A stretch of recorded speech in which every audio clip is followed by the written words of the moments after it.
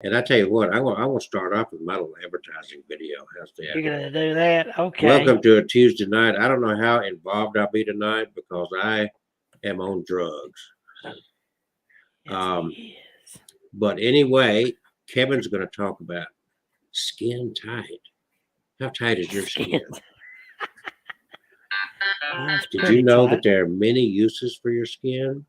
But why he's getting? Are you going to do a EVP spirit box session?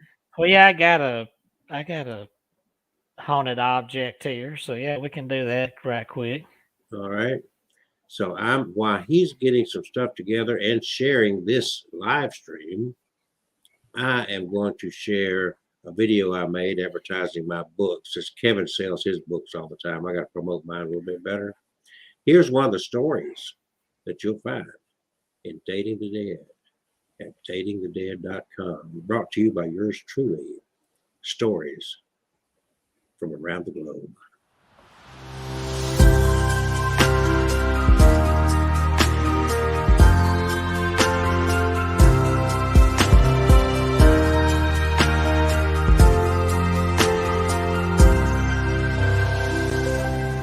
My name is Nathaniel. I'm 27 years old. And I'm in a serious relationship with my car. Morning, baby.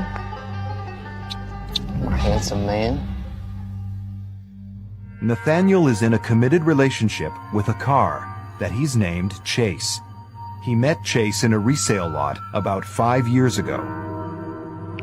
Love you, baby. It was love at first sight. His body and then his interior and everything just together just seemed to fit. And I just felt an instant connection. Nathaniel's obsession first developed as a teenager when he would build model cars. But he didn't find true love until he met Chase. I find this part of him the most sexy just because of the subtle lines and curves. I'll give him a kiss here. And just kind of caress him down the side. My initial reaction was, I was kind of shocked. It was kind of weird because it was just hard to understand.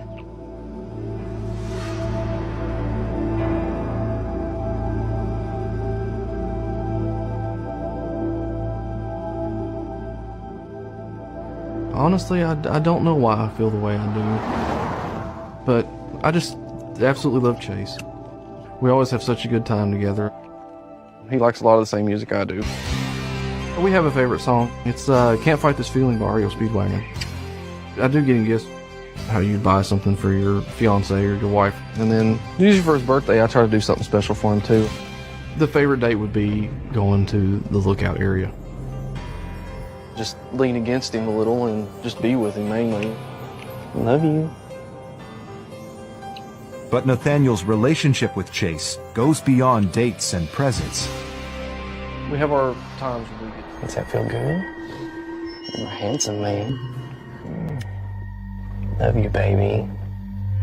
What we do the most often is I like to lean over his fender and across his hood and do little things like that and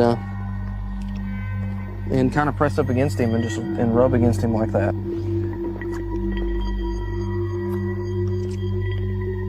One of his more bold positions is for me to be underneath him. He really likes that. It's very special to make love to Chase. Love you.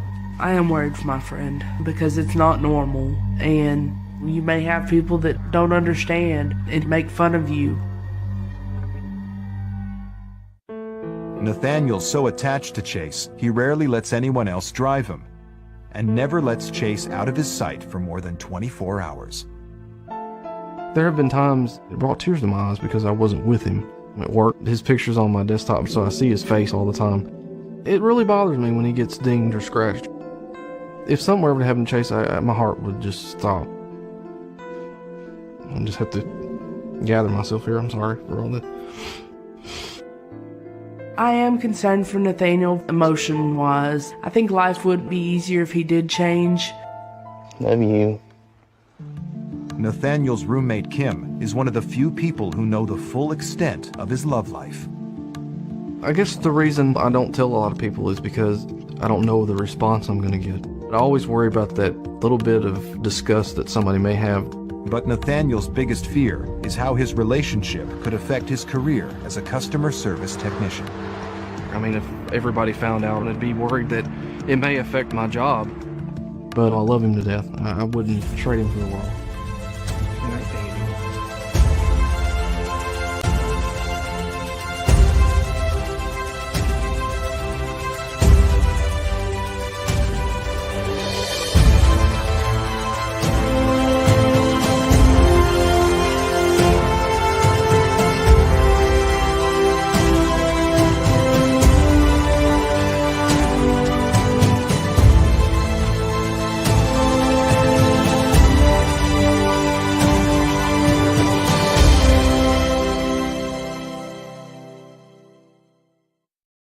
Welcome to another Tuesday night skin time. Yes.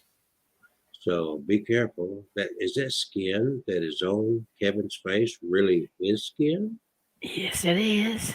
How can we be sure? Because look at that's how you can be sure. And what Oh. about that? What about your face? Oh, mine's all fake. You one of them lizard people. Peel off that skin and Skin tight. Skin tight. All right. Well, we have Catherine has gone vanishing again, so I guess I'll hang in here a little bit. I'm gonna let you get what doll you got? oh, it's not a doll. What do you This got? one is a haunted Oh, picture. the photograph. What is going on there? She looks dead. No, she's alive. Is that supposed to be a dance This pose? is a dance pose. This is a dancing married couple. A married dancing couple. So, Yeah. what is the background on this picture? This was given to me by a friend of mine, Cherie Richardson, who also used to be into collecting haunted items. Is that not the and- Georgia girl? Is it? No, this is a different Sherry. Okay. And she, according to her story, says that a married couple, this is a picture of a married couple, James and Frances Hollingsworth, back in the 30s, or it might have been late 20s, who used to be professional dancers, not movie stars. I've tried to Google them, but I did not find Mhm. anything on them. But according to her story, they were married couple, professional dancers. They lived until their old age. And then she passed away from a stroke. And then a little while later, he died from a bone disease. Mm. And they say this picture, which apparently was owned by one of their children, I believe, Hmm. that you can hear the sound of tapping feet like dancing. And you can often feel a light breeze going past you, like if someone is twirling by, like they're dancing. So, have you had any experiences personally? I have heard some tapping feet, but with so much going on, it's hard to tell. Is that dancing feet or a little kid running or what? Uh, But I've not done a spirit box. I I've didn't had know you had for a kids while. around your house. Ghost kids. Oh. And I want to try this Sono box again since that did so well. Just so no. Sono X12. Is that a free one? I think it was a couple of dollars. I got this while I was up at Connecticut. I realized I forgot to pack my spirit box, and I wanted to do a live with my phone. Mm-hmm. So I thought, well, maybe the tablet has something. It's Amazon Fire, and they had one app, the Sono X12, and I couldn't find it on Google Play when I tried to pull it up on my phone. Well, it's, So it's it on must my just- it's on my Android phone. Wait a minute. No, it's not. They used to have a Sono out there because I used to have it, but this one is more of an upgraded version. It sounds really good. There's no white noise, no static. Mm-hmm. And we used it last week. I'd like to use it again this week. Well, you may have. You got my permission, both. And we have Mr. Skull, the REM pod here. Oh, Ram's got a pod. Yes. Ram has got a pod. That's for sure. Well, we're going to let Kevin get to it. Then I'm going to give him full Okay. screen accessibility so that he can Accessibility. And anybody that hears anything and wants to type it into the comment section, please do so. And if you haven't liked and subscribed, please do that now. Hit the little bell up there too, so you'll be notified every time either one of us or all of us put something out here on Abnormal Alabama or Why Haunted Dolls. And join us in all the places that you would normally join something that you really favor and are a fan of. And if you're not a fan of us, you should become a fanatic for what we do. My name is Kelsey. This is Kevin. Somewhere out there was a young lady by the name of Catherine who kind of comes and goes as the wind blows. So, let's tune in. That is a REM pod. He picked that up there when he went to visit the Warrens. Yeah, their Paracon. They're kind of like a floating museum now. How's that? Yeah. Okay, so here we go. Kevin Kane. He's got a haunted picture. A dancing couple, and you can hear them tapping as their feet lightly move across the dance floor, and sit quietly so you can feel the breeze as they swing by. There's plenty of floor here too, if they would do that. So again, this is a picture of James and Frances Hollingsworth, who I hope are here with me. And Mr. and Miss Hollingsworth, if you are here, I have this interesting looking skull here. It's nothing that's scary or anything. It's just a tool. If you like to touch this antenna, you see the eyes light up and it makes a weird noise. If you come up and touch that, it should light up and that will let me know that you're here.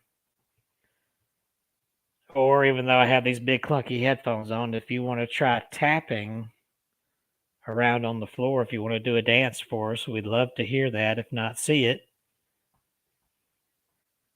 And I'm going to turn on this, what we call a spirit box. It's not a box, it's a flat tablet, but we use the term spirit box. If you talk near this thing, I should be able to hear you.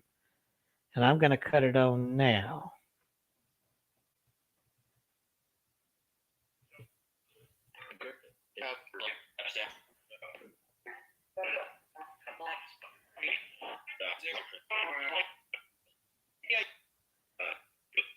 Mr. and Miss Hollingsworth, are you here? Yes.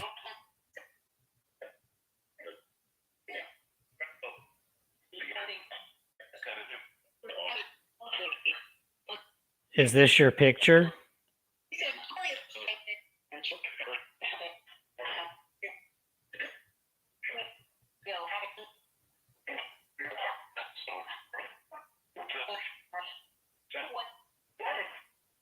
What year was this picture taken?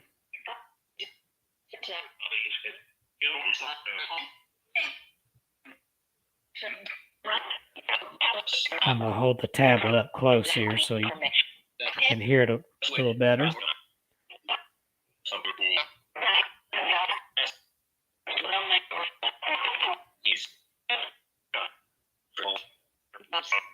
What year was this picture taken?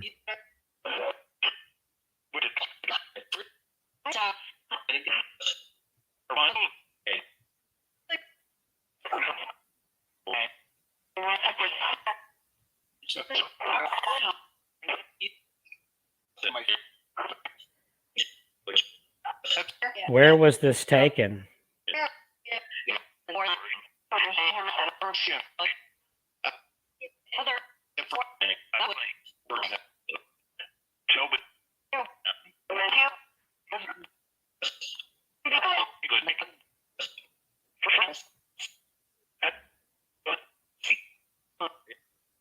Can you still dance for us?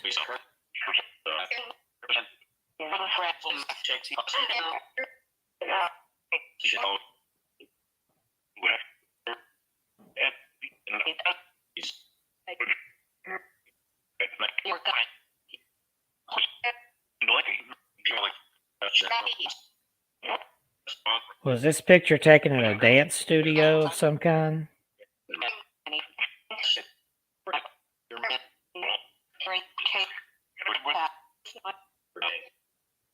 Or in a dance hall? That's probably what they call them.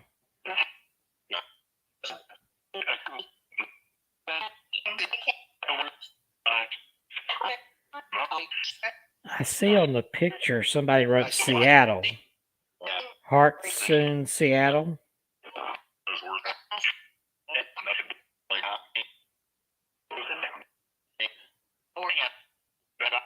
California.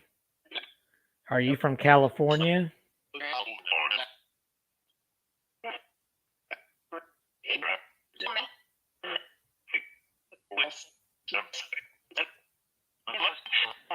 What part of California?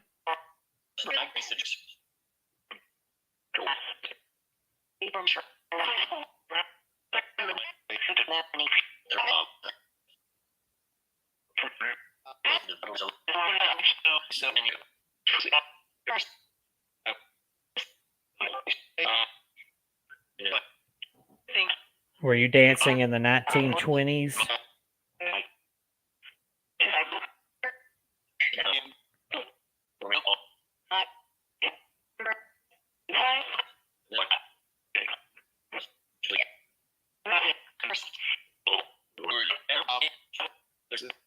The 1930s? That's close? Is that what you said?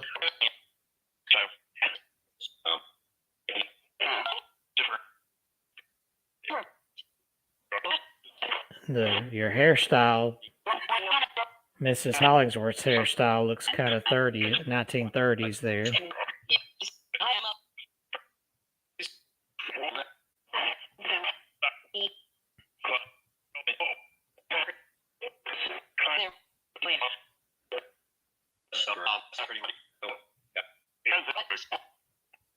Where was your favorite place to dance?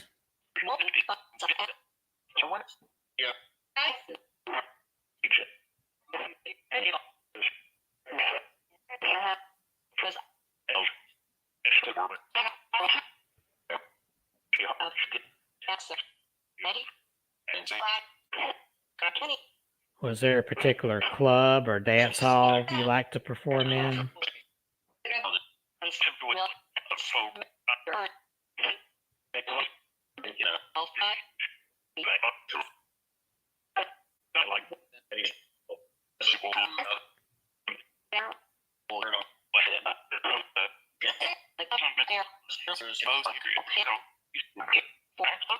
What was the name of it?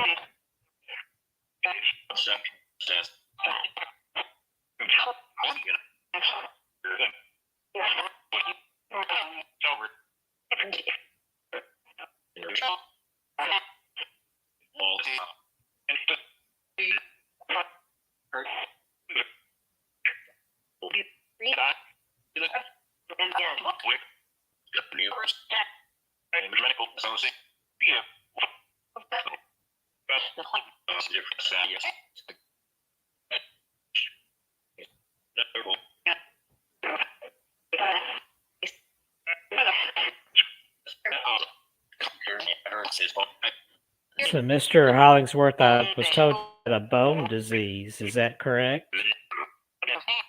Yes.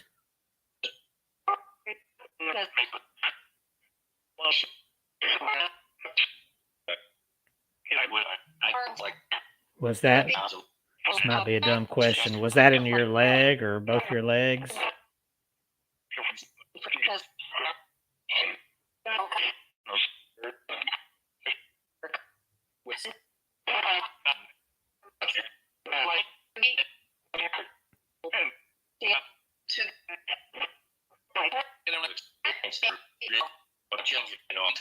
I bet that was a pain to have to stop doing something that you enjoyed doing.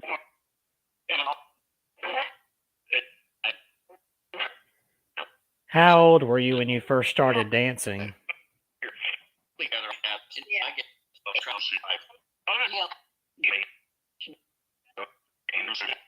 Looks like Playful Rain has joined us. Hello, Playful Rain.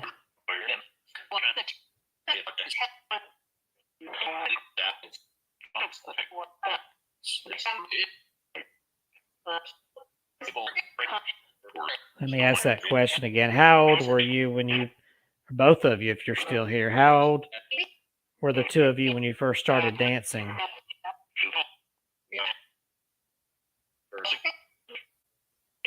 Did I hear 9 in there? Yes. How old was Frances when she started dancing?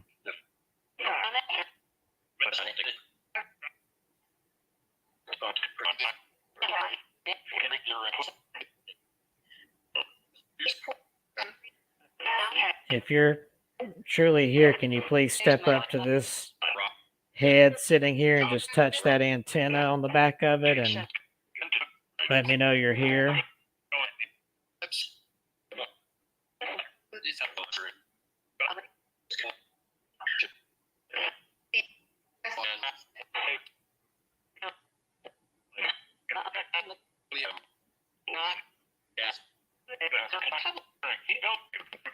How many years did you dance? Did I hear 10? Probably longer than that, right?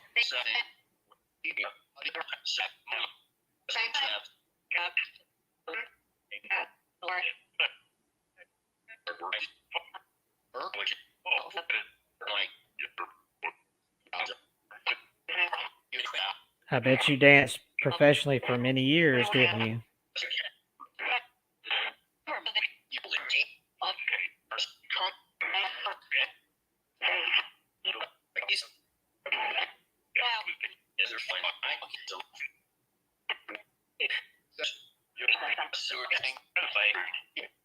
Is there anything you'd like to tell us?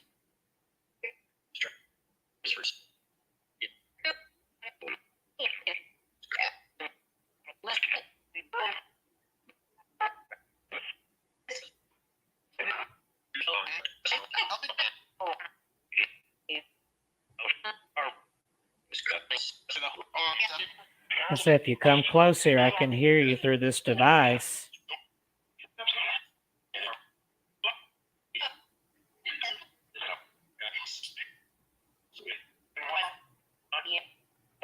I think I have heard you a couple of times tonight.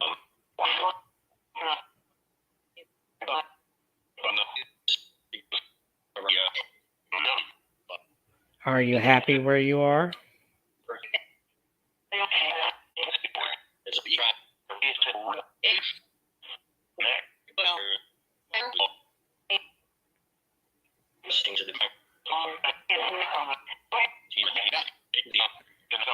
Are you waiting for something or someone?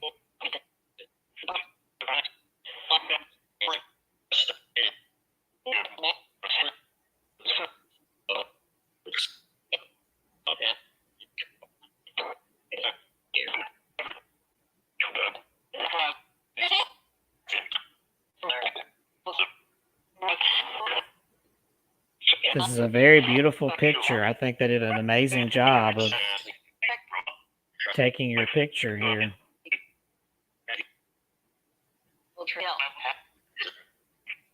The two of you look wonderful in there.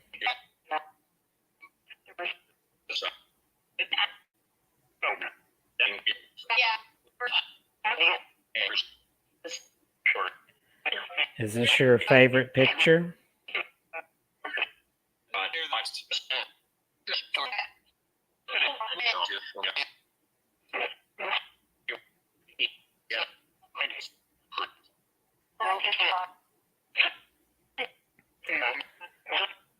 All right, we've only got a few minutes left. Is there anything you'd like to say?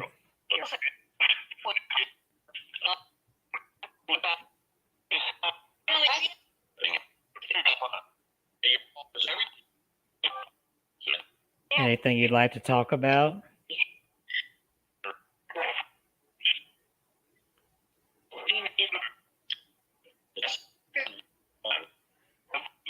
If so, go ahead and talk.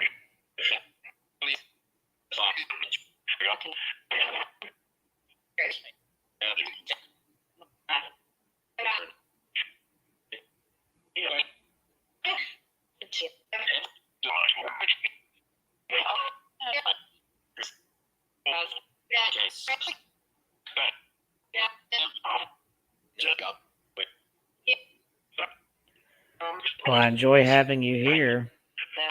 I hope you are happy here.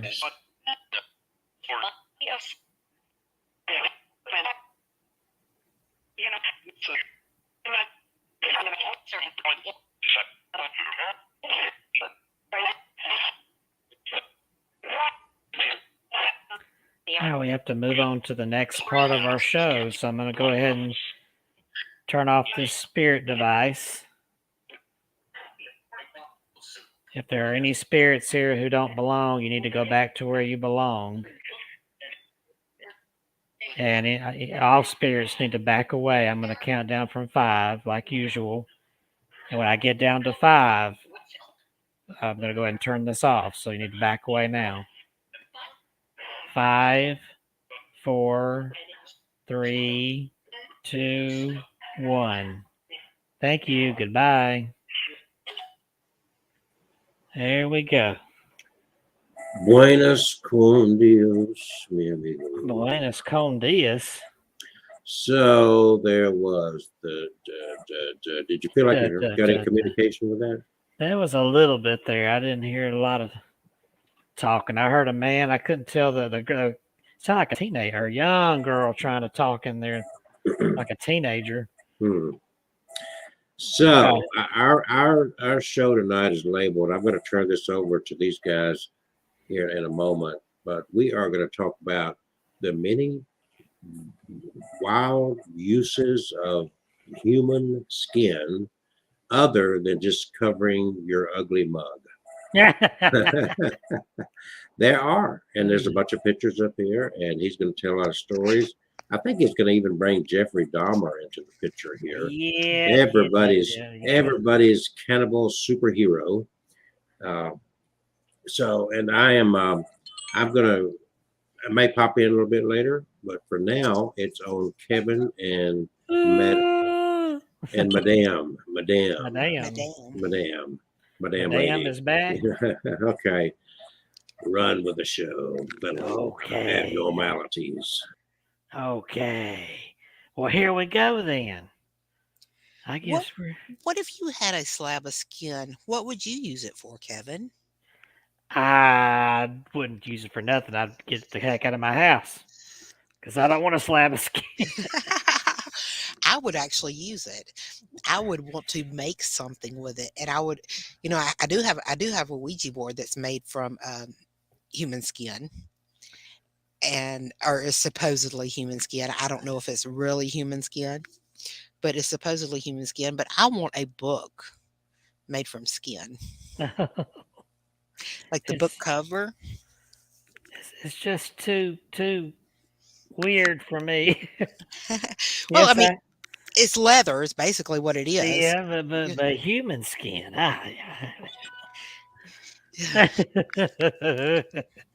Yeah, it's human skin. Human skin. We've got some characters here throughout history who have some comments. So that Playful Rain said, "Morbid." I am morbid. And yikes. If you guys only knew what I collect, some of the stuff I collect. Oh Lord, don't tell me you collect scabs and earwax and boogers and No, don't collect none of that, but I do like bones, and I do like skeletons, and I like body parts that you can get it from the oddity store, and stuff in formaldehyde that's in a jar.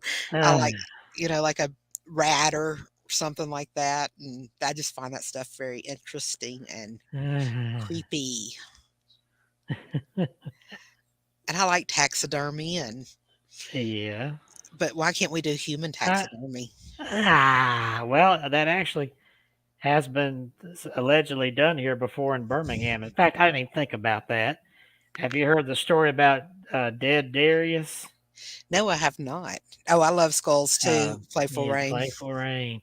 Now, Dackin, why didn't I think about, here we have an Alabama story, and my dumb self did not go and look up Dead Darius.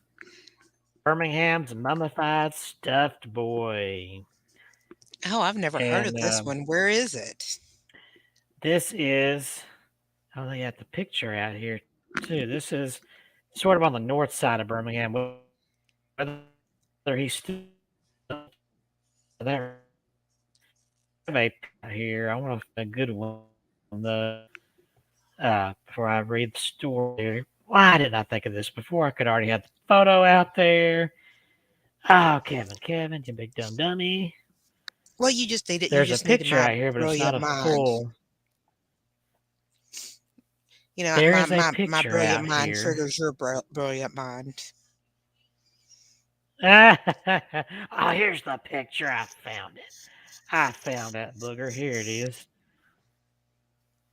Let me just save this picture, and I'm going to read the story of Dead Darius from right here in Birmingham, Alabama. Here's the picture of what is supposed to be the real Dead Darius, who for years was on display outside a woman's house in North Birmingham. And I'm going to tell, come on now, where'd you go, Mr. Darius?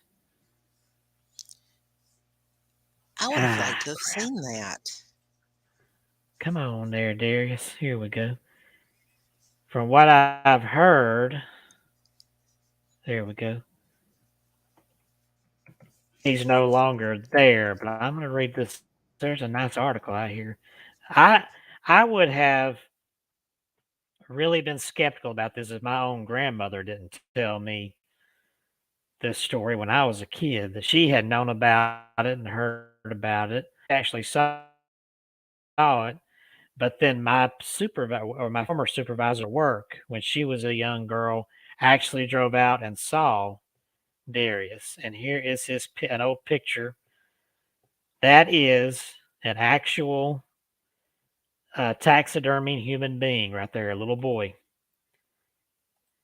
And let me pull up the story here of Dead Oh my goodness, Darius. he's so cute. I wonder Yeah, how old he was. He looks about 10 years old, between 8 and 10. I wonder how he died. let's see I, here. Yeah, I've got the story here. Dead Darius was allegedly a stuffed boy whose mummified remains sat on a porch in Birmingham, Alabama in the 1950s or 60s. Was it a true story, a true crime, or just an urban myth? Ever since I can remember, I've always loved a good story, not storybook stories, but people stories, the kind you hear from listening to grown folks talk. When someone tells us a good one, I know almost immediately whether or not it's something I want to sink my teeth into and explore further. The legend of Dead Darius was that kind of story. On January 8th, 2019, my daughter Ivy Brooke Walker came into my room one night and showed me a tweet and a blurry picture of a creepy boy. The tweet said to ask Birmingham's parents about the photo. And I've seen this tweet a couple of years ago. I'd never heard the story, but the photo intrigued me. I sat straight up and for hours I scoured the internet trying to find some information about this boy they called Dead Darius. One story was someone possibly murdered the boy. The most popular one, and this is the one that I've shared, is that he was struck by a car and died.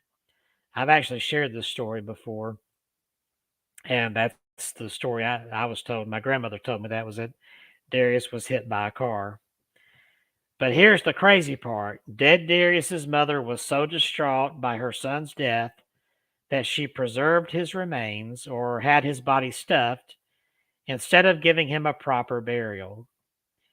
Everyone thought the family was strange, and most of the school kids were terrified to pass Dead Darius on their way to school. I'm looking at the picture, and to me, mummified remains don't come to mind. It looks more like a statue of some sort. The idea of preserving someone's dead body and putting it on display is not a completely foreign concept. In places like Puerto Rico, they do it all the time. And my husband said that he's heard of it in Mexico. But in Birmingham, Alabama, in the 1950s or 60s, that sounds bizarre. Very, very bizarre. As I stare into the eyes of this strange picture, I know I must get the real story. So I start my journey by reading all the comments under the Twitter post, and voila, there's a clue. A person named Nicole at the site glowing.com said she heard Dead Darius's real name could have been Timothy Tuckett or Timothy Tackett, so he might have a name. There's a photo of the house, which sits at the corner of 4th Place North and 11th Court North. And my boss pulled that up and showed me on Google where she had gone to see the little boy. Google Maps show the location but doesn't show the house number. The location is an hour away, so for now I scour the records at Ancestry.com. To begin, I'm looking for the Tackett or Tuckett family. The city directories hold the address of every residence and business in the area. Several of these books are online and they go back decades. But there's no one with that name between those states. I continue searching and wow, there is a Taggart family. This is not a coincidence. This has to be the family. Jesse and Ethel Taggart lived at 1122 11th Court North. According to Ancestry.com, it doesn't look like Jesse and Ethel had any children. So I headed to Enon Ridge, Alabama, and canvassed the neighborhood. Finally, I met someone who told me I needed to talk to a man who probably knew the family. His name was Mr. Cleophas Riles Jr., a prominent member of the Enon Ridge community.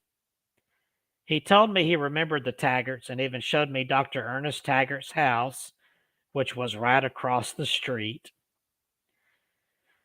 Cleophas Riley referred to Dead Darius as a statue and that Dr. Ernest Taggart's home was once a glorious one where they held swanky parties.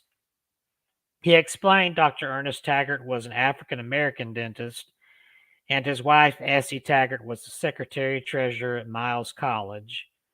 The youngsters used to peek through the gates to see what was going on. There were lots of well-dressed black people, and on a Friday or Saturday night, you could see Ernest and Essie Taggart heading to the Cozy Afro Club high atop Enon Ridge. Dr. Taggart died in 1968, and the statue, which had been inside the house, was moved to his brother Jesse Taggart's house a couple of streets over. That must have been the first time anyone glimpsed the statue. Perhaps the rumor started then. I went to both Ernest Taggart's former home and Jesse Taggart's former home, but could not get an answer. A teacher I spoke with at Wilkerson School said she had heard the kids talk about Dead Darius for the last 30 years. She said the boy was still on the property well into the 1990s, and then he vanished, and so did the mother. Jesse and Ethel Taggart lived at 1122 4th Place North in Birmingham, Alabama. Ethel was a cook or a nurse for several doctors, and Jesse worked at Acipico. The home was built in 1950 and renovated in 1961. Public records show Ethel Taggart died in 89 and Jesse in 96. At the time, I wasn't sure if there were living relatives, so the search for Dead Darius was at a dead end. After losing interest in the case for a while, I decided to search again. I searched public databases until I got the name of a man named Lee Taggart. He told me he was the great-nephew of both Ernest Taggart and Jesse Taggart. He agreed to tell me what he knew. Though Mr. Riles had told me the Taggart house was the green one, I wanted to confirm it again with Lee Taggart since I kept hearing it was the pink house. Lee was very surprised to see the photos circulating online. He'd never heard the name Dead Darius, but he remembered the scandal surrounding the boy on the porch. Lee Taggart thought the old black and white photo looked nothing like the real statue. That don't even come close. If you look at his eyes look sky blue, and they looked real, like they'd be looking at you. The Dead Darius statue, Birmingham's stuffed boy, caused traffic jams as people passed in their cars to get a closer look. The traffic was so bad the police had to investigate to see if there were indeed human remains inside. Birmingham investigators found nothing. It was only a statue. But the rumors about this family persisted for decades. It brings up the question, how reliable are passed down stories? In the end, I located the statue. It was not swept away in a storm like many thought. The story of Dead Darius is just a deep South urban myth. To find out where it is today, check out Tracy Curry Rias Dead Darius coverage, and there's a video out there. All right, so that's the story. It turns out he wasn't really a mummified boy after all, but just a statue. He looks like the one of the Fisher boys Yes. that you see on the docks and stuff. Yeah. And you know what those are for, don't you? If you ever notice, they're of black race. They were to let black people know that that was a safe home back during Okay. slavery. That's If I'm not interesting. if I'm not mistaken, it's been a while since I read the story, but that's kind of what it reminds me of. That is interesting.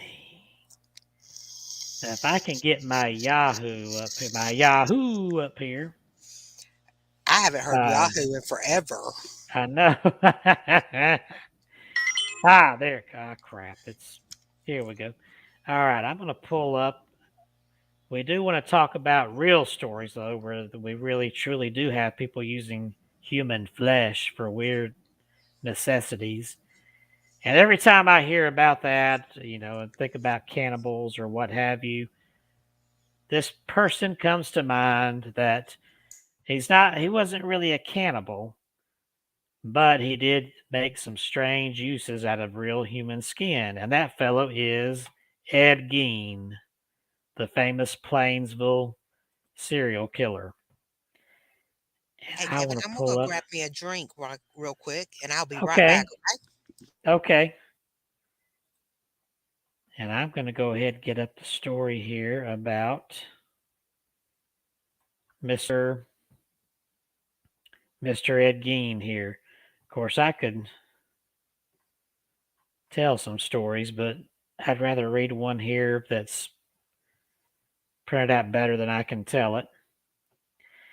It can be argued that every murderer is relatively sadistic, but there is one in particular that was so bad he served as the inspiration for some of Hollywood's most sadistic murderers.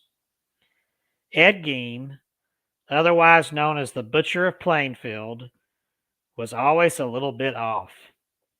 His teachers and classmates at his elementary school recall him being shy, but having strange mannerisms, such as bursting out in fits of laughter, apparently at his own internal monologue. His school blamed his mother, who punished him when he tried to make friends. Because of that, for the most part, his childhood was relatively solitary. Aside from penalizing his social life, his mother would confine Ed and his brother Henry to their farm.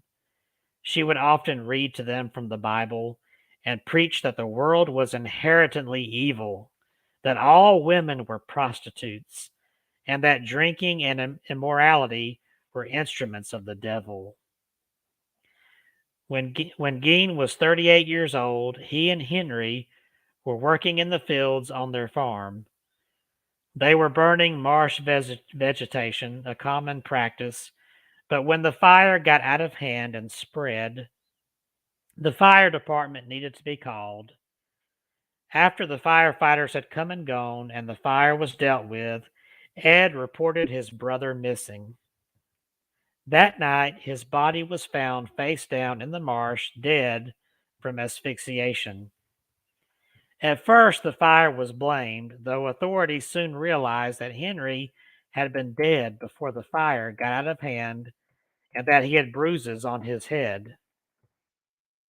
Authorities suspected that Ed had killed his brother, though there wasn't sufficient evidence to prove it, so they were forced to accept that his death had been an accident. Later, investigators would claim that there was no doubt that Ed had been the murderer. After his brother's death and his mother's death a few years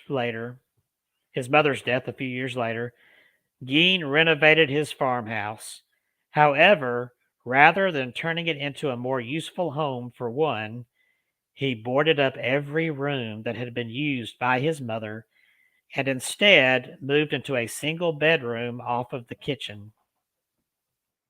While the boarded up parts of the house remained pristine, the rest of the rooms became deteriorated as Geen was lax about upkeep.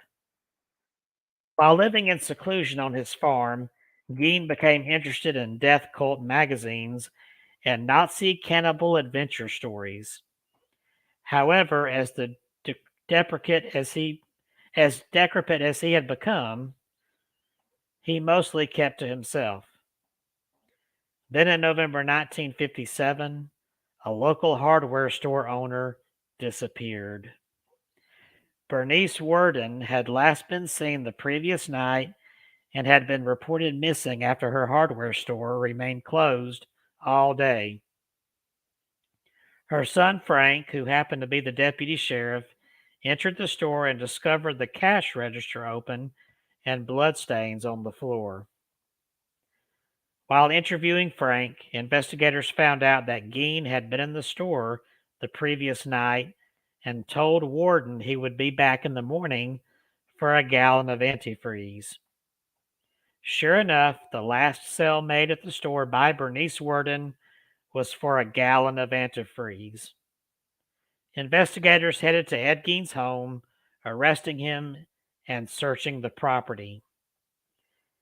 They had been prepared to find Bernice Worden's body on the farm. However, nothing could prepare the police for what was inside. And before I continue, let me throw up a picture of some actual things found at the crime scene here.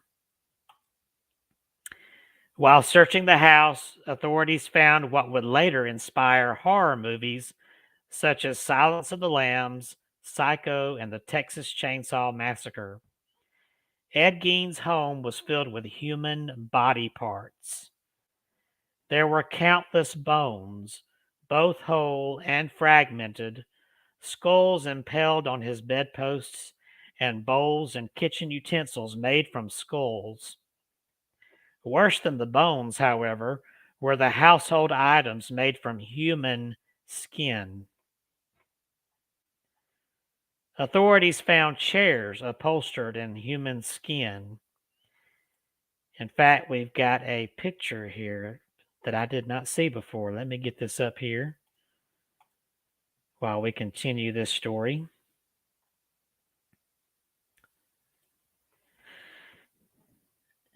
Alrighty. Here is that skin chair. Got it coming up here. Right there. That is the actual chair in Ed Gein's house. And that seat is not made, that center, that whole sitting part is not made of leather. That's made of human skin from one of his victims.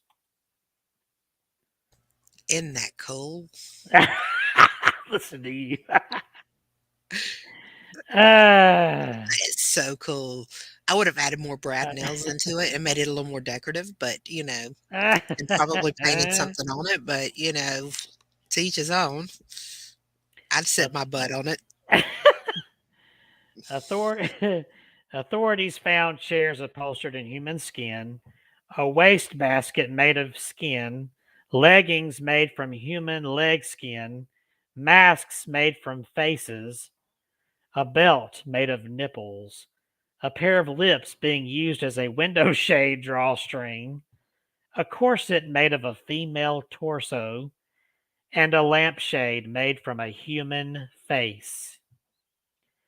Along with the skin items, police found various dismembered body parts, including fingernails, 4 noses, and the genitals of 9 different women. Bernice Worden's body was found as well, decapitated. Her head had been hung in a burlap sack, and her heart was hanging in a plastic bag near the stove. Her body had been strung up upside down and gutted like a deer. Police also found the remains of another woman, Mary Hogan, equally as dismembered. When questioned, Ed Gein folded immediately. He told police that he had made at least 40 different visits to 3 local graveyards to exhume bodies. Let me put his picture back up here. That's a creepy looking fellow there. He claimed that he had done so in a daze-like state. In addition to his methods, Gein also revealed his motives. He told authorities that soon after his mother's death, he had begun to create a woman's suit so that he could literally become his mother and crawl into her skin. Reminds you of Norman Bates there. There's some of those skins, the skin face he wore there. I'd so hang that on my wall. Oh my God. Though there were parts of countless bodies found in the home, Gein was arraigned on only one count of murder, Bernice Worden. Ed Gein pled not guilty by reason of insanity and was declared unfit to stand trial. He was sent to the Central State Hospital for the Criminally Insane, where he was diagnosed with schizophrenia. He was retried once after doctors believed he could participate in a trial, but was again declared mentally insane. He was confined to spend the rest of his life in a mental hospital and died as one of history's most disturbing serial killers. At the Mendota Mental Health Institute at the age of 77 on July 26, 1984. So that is the story. And that is what inspired some horror movies, mainly. Well, Psycho was the first one.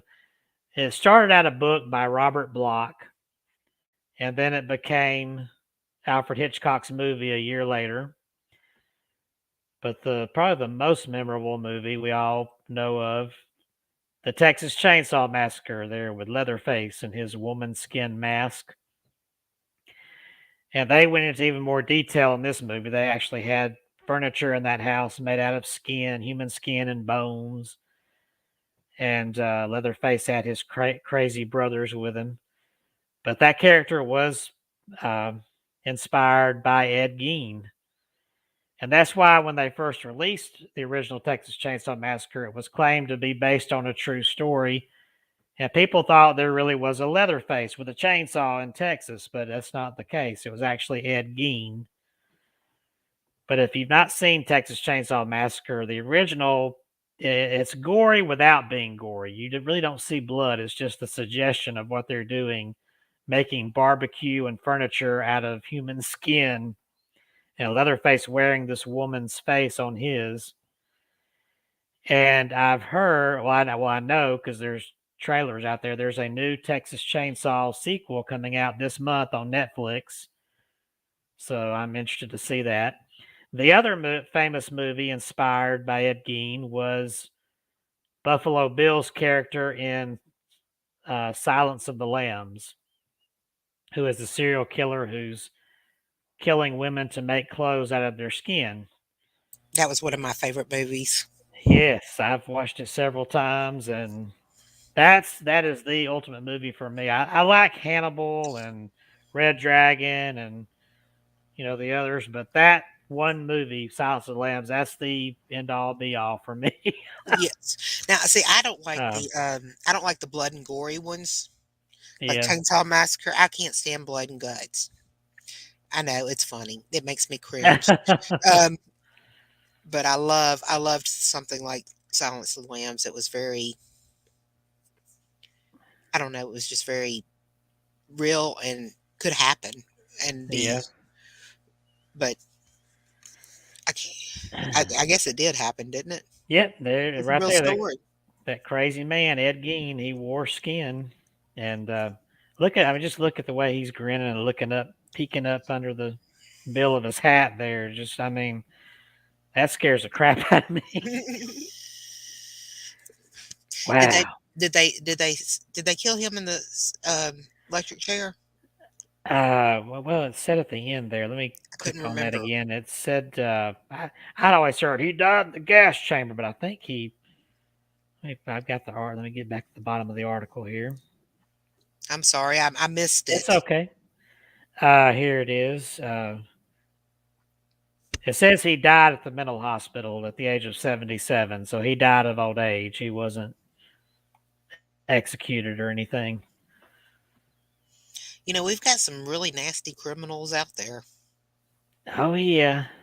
And I'm about to talk about another one that kind of falls in this category. This crazy man himself, Jeffrey Dahmer. Let me Mind of a share. monster.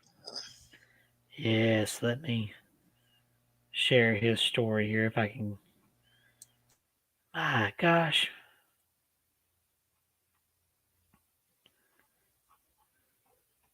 I thought I had saved it here, but you know what? I can pull it up over here.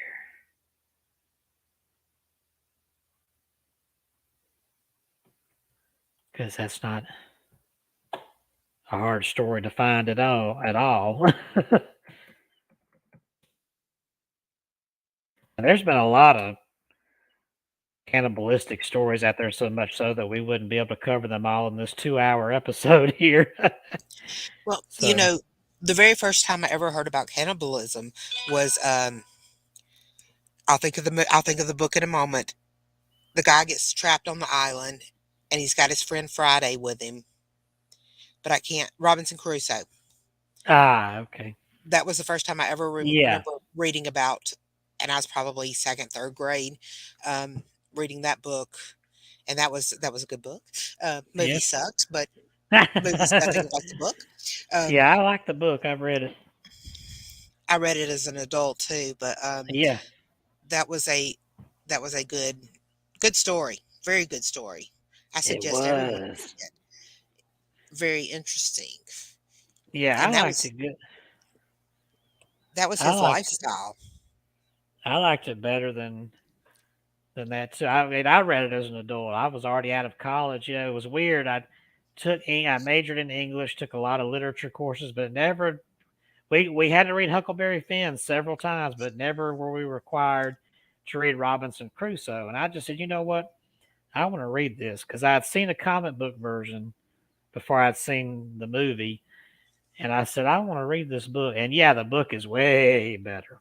Way better. And Well, of don't course, books are always better. and don't let the fact that it's an old book keep you from reading it. It's not going to be one of these that's boring, comest thou I to this island. No, it's not Shakespeare. No, It's a good book. But we digress. Let's talk about this crazy man, Jeffrey Dahmer, and what he did with skin, which was pretty much straight up cannibalism. Known as the Milwaukee Cannibal, serial killer Jeffrey Dahmer committed some of the worst murders in American history before being caught in 1991. On the morning of May 27, 1991, Milwaukee police responded to an alarming call. Two women had encountered a naked boy on the street who was disoriented and bleeding. But as the police arrived at the scene, a handsome blond man approached and assured them all was well. But that man was the notorious serial killer Jeffrey Dahmer. Dahmer calmly told the police officers that the boy was 19 years old and his lover. In reality, I'm going to butcher this name, Konarak Synthesphone was just 14 years old, and he was about to become Dahmer's latest victim. But the officers believed Jeffrey Dahmer at the time. Although the women tried to object, they were told to, quote, shut the hell up and butt out of this domestic dispute. On their way back to the station, the officers joked about the gay lovers, completely unaware that they just allowed a murder to happen. It was but one of 17 murders that Dahmer would commit between 1978 and 1991. Before long, the 31-year-old Dahmer was arrested and charged with murdering Synthesphone along with other men and boys. Tragically, Jeffrey Dahmer's victims were often young, ranging in age from 14 to 31. This is the revolting story of a cannibalistic serial killer and how he finally got caught red-handed. Dahmer was born on May 21st, 1960, to a middle-class family in Milwaukee, Wisconsin. At a young age, he became fascinated with all things related to death and began collecting the carcasses of dead animals. Eerily, Dahmer's father noted how his son was oddly thrilled by the sounds of clanking animal bones. By the time Dahmer was in high school, his family had moved to Bath Township in Akron, Ohio. There, Dahmer was an outcast who quickly became an alcoholic. He drank heavily at school, often hiding beer and hard liquor in his army fatigue jacket. To fit in, Dahmer would often pull practical jokes like pretending to have seizures. He would do this so frequently that pulling off a good practical joke became known around the school as doing a Dahmer. During this time, Dahmer also realized he was gay. As his sexuality blossomed, so did his increasingly abnormal sexual fantasies. Dahmer began fantasizing about raping men and became aroused by the idea of completely dominating and controlling another person. As Dahmer's violent fantasies grew stronger, his control weakened. Just weeks after he graduated high school, Dahmer committed his first murder. Dahmer's parents divorced the same year he graduated high school. His father and brother decided to move into a nearby motel, and Dahmer and his mother continued living at the family home. Whenever Dahmer's mother was out of town, he had full control of the house. On one such occasion, Dahmer took advantage of his newfound freedom. He picked up 18-year-old hitchhiker Stephen Mark Hicks, who was on his way to a rock concert in nearby Lockwood Corners. Dahmer convinced Hicks to join him at his house for some drinks before he went to the show. After hours of drinking and listening to music, Hicks attempted to leave, a move that enraged Dahmer. In response, Dahmer bludgeoned Hicks from behind with a 10-pound dumbbell and strangled him to death. He then stripped Hicks naked and masturbated on his lifeless corpse. Then Dahmer brought Hicks down to the crawl space of his house and began dissecting the body. Afterward, Dahmer removed the bones, smashed them to powder, and dissolved the flesh with acid. Jeffrey Dahmer's murders had begun. But on the surface, Dahmer seemed to be a normal young man who was struggling to figure out his life. He briefly attended Ohio State University, but dropped out after one term due to his drinking. He also served as a combat medic in the U.S. Army for 2 years before alcoholism became a problem. After being honorably discharged, he returned to his grandmother's house in West Allis, Milwaukee, Wisconsin. It would later come to light that Dahmer had drugged and raped 2 other soldiers. As a civilian, Dahmer's violence continued. He committed numerous sex crimes, including masturbating in front of children and drugging and raping men at gay bathhouses. In September of '87, Dahmer escalated back to murder when he killed 25-year-old Stephen Twomey. Dahmer met Stephen at a bar and convinced the young man to go back to his hotel room with him. Dahmer later claimed he just intended to drug and rape the man, but awoke the next morning to find his hand bruised and Stephen's bloodied corpse underneath his bed. Dahmer's murder of Stephen was the catalyst that sparked Dahmer's true killing spree. After that heinous crime, he began actively seeking out young men at gay bars and luring them back to his grandmother's house. There he would drug, rape, and kill them. Dahmer killed at least 3 victims during this time. He was also arrested for the molestation of a 13-year-old boy. Due to that charge, Dahmer would serve 8 months in a work camp. Still, the idea of killing consumed him. It was an incessant and never ending desire to be with someone at whatever cost.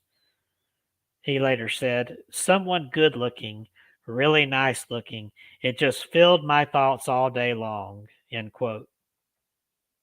But murder alone was not enough.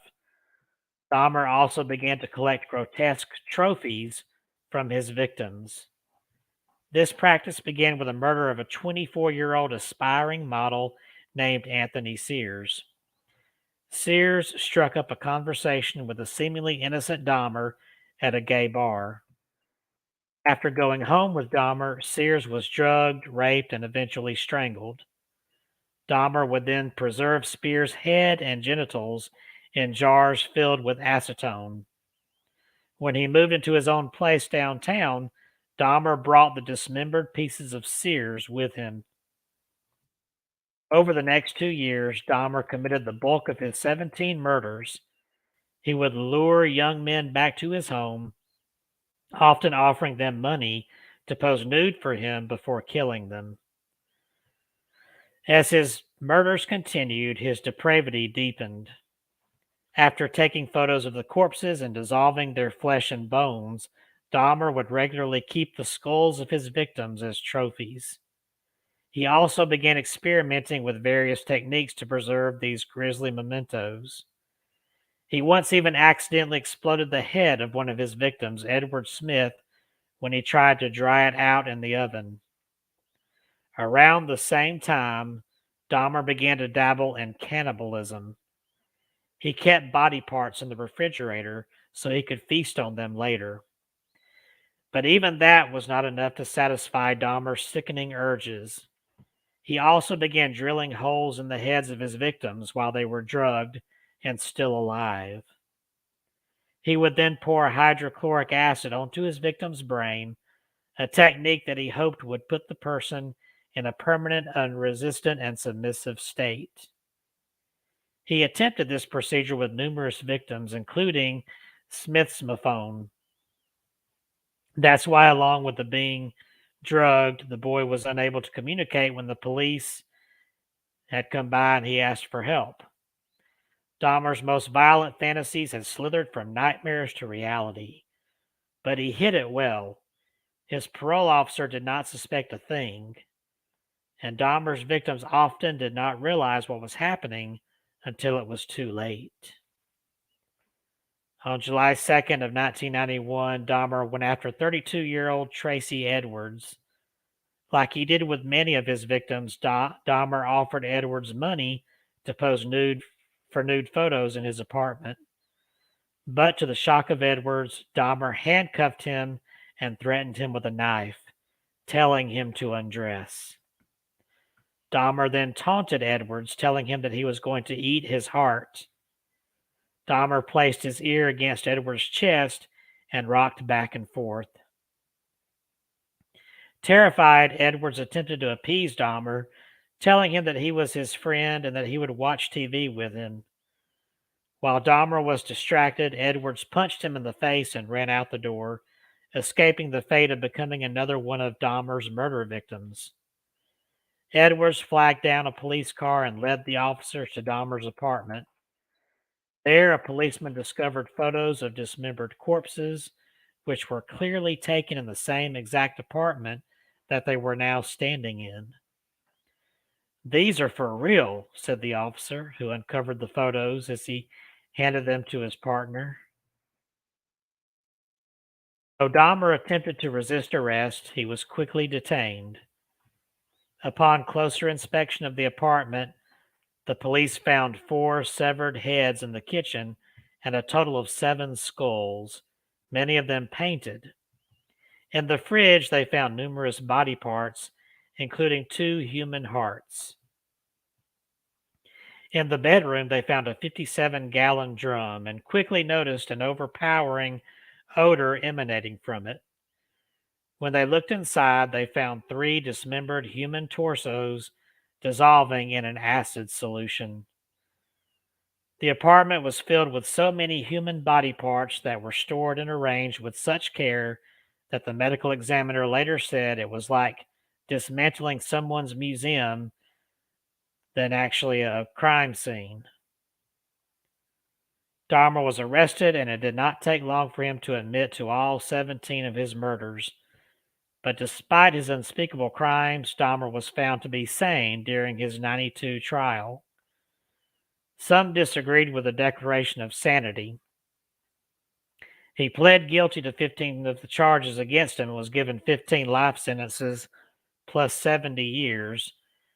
He would spend the next 3 years imprisoned at Wisconsin's Columbia Correctional Institution, where he would be interviewed by the media multiple times. Unsurprisingly, he quickly became infamous as one of the worst serial killers in modern history. During his time in prison, Dahmer had constant thoughts of suicide, but he would never get the chance to take his own life. On November 28, 1994, a fellow inmate and convicted murderer named Christopher Scarver beat Dahmer to death with a metal bar in the prison bathroom. So that is the Dahmer story. Jeffrey Dahmer. So, Very interesting story. yes. So it kind of got off, and I want to share this other story. I mean, we got a couple other things aside from cannibalism, but I wanted to share this other story where I don't know if you've heard about this victim who actually agreed to be Yes, eaten. yes. I was gonna ask you if you had ever heard about that one. Yes. I'd read it recently, a couple of times here recently. For some reason, I don't know. It just kind of came across my computer, and I've read it a couple of times Yes. recently. Yeah, so I've got it right here. Let's see. Did I take I took the photo down. I don't have a photo with this one, but I got the story. If the stupid ads will stay. Come on now. Ay. This is a good one. This is a good one, y'all. Just hold up. Yeah. If I can get the article to work, all of a sudden it wants to be cray. Yeah, here it is. Ads popping up. Here we go. To the family next door, Armin Muse seemed the perfect neighbor. He mowed their lawn, repaired their car, and even invited them round for dinner. Other residents in the small German town of Rodenburg also believed there was nothing odd about the 42-year-old computer expert whose light burned late into the night inside his creaking mansion. Yesterday, however, Muse appeared in court. Now, this wasn't yesterday, really. This is an older article I'm reading. But he appeared in court charged with killing and then frying and eating another man. In one of the most extraordinary trials in German criminal history, the self-confessed cannibal admitted that he had met a 43-year-old Berlin engineer, Bernhard Brandes, after advertising on the internet and had chopped him up and eaten his flesh. It was, he said, something he had wanted to do for a long time. Quote, I always had the fantasy, and in the end, I fulfilled it, Muse told the court on his first day of trial for murder in the nearby city of Kassel. German prosecutors described how Muse had fantasized about killing and devouring someone, including his classmates, from the age of 8. The desire grew stronger after the death of his mother in 1999, prosecutor Marcus Kohler said. In March 2001, Muse advertised on the internet for a young, well-built man who wanted to be eaten. Brandes replied. On the evening of March 9th, the two men went up to the bedroom in Muse's rambling timbered farmhouse. Mr. Brandes swallowed 20 sleeping tablets and half a bottle of schnapps before Muse cut off Brandes' penis with his agreement and fried it for both of them to eat. Brandes, by this stage bleeding heavily, then took a bath while Muse read a Star Trek novel. In the early hours of the morning, he finished off his victim by stabbing him in the neck with a large kitchen knife, kissing him first. The cannibal then chopped Mr. Brandis into pieces and put several bits of him in the freezer next to a takeaway pizza and buried the skull in his garden. Over the next few weeks, he defrosted and cooked parts of Mr. Brandis in olive oil and garlic, eventually consuming 20 kegs of human flesh or 20 kilograms of human flesh before police finally turned up at his door. With every bite, my memory of him grew stronger, he said.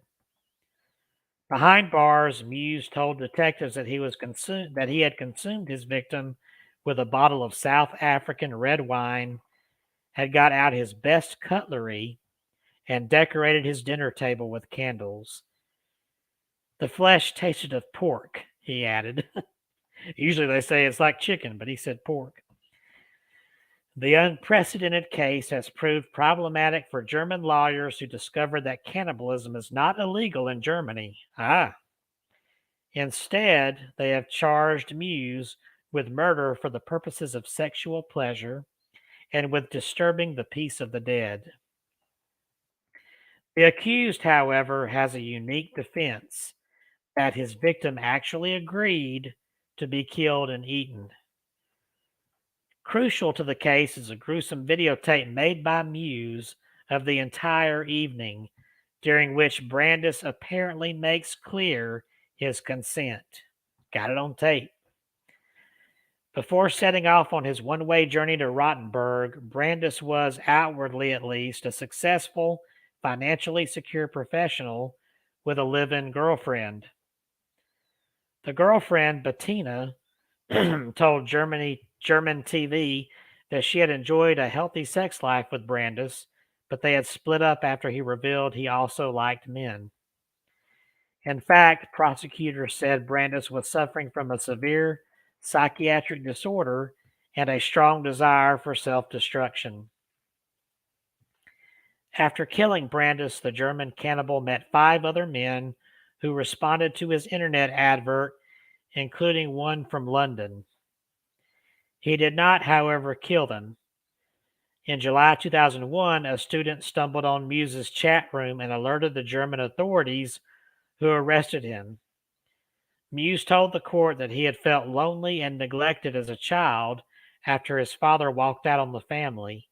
He had fantasized about having a blonde younger brother who he could keep forever by consuming him. If convicted, Muse would face life in prison. And it talks about the future verdict and all that stuff. But I think he was eventually arrested on that, or put in jail on that, with a jail sentence. If I'm not mistaken, he went to a mental hospital. Oh, a mental hospital. Okay. Well, yeah, that makes more sense. They put him in a mental hospital for a long time, and if I'm not mistaken, he got out. No. Better watch out if you're out there on the internet and see an advert for human flesh. Yes, he got he got caught. Got to be smart enough not to get caught. If you're gonna do stupid stuff. Well, I got, before we get too far along here, speaking of weird skin things, there is a company. Kelsey joked last week, we ought to sell human skin products like pants you can wear. But actually, I'm sorry to say there's a company that's beat him to that. I found this article that's titled, "Is This the Most Terrifying Clothing Line Ever?" And I'm going to read it here and then I'm going to show some pictures. Would you pay hundreds of thousands of dollars to wear your worst nightmares? Well, creatives Kayla Arena and Toby Brin have created a creepy clothing series that is designed to look as if it were made from human flesh. They called it the Ed Gein. That's the first serial killer I talked about at the beginning of the show. And anyone can order a piece on their Etsy account. It's definitely, or Etsy store, it's definitely some of the creepiest pieces of clothing ever. If you're wondering, Edward Theodore Ed Gein was one of America's most infamous killers and body snatchers. His crimes gained attention when authorities discovered Gein was exhuming corpses and from nearby graveyards and designing trophies from their skin and bones. I covered that story earlier. The main components of these handmade monstrosities are latex, silicone, and jacket. The creators claim that the drop dead sexy boots and other creations are hand sewn together with love and spooky thoughts to make sure you stand out from the crowd. But it's hard to believe that anyone would like to look like Freddy Krueger in honor of a mad serial killer. What do you think about this series?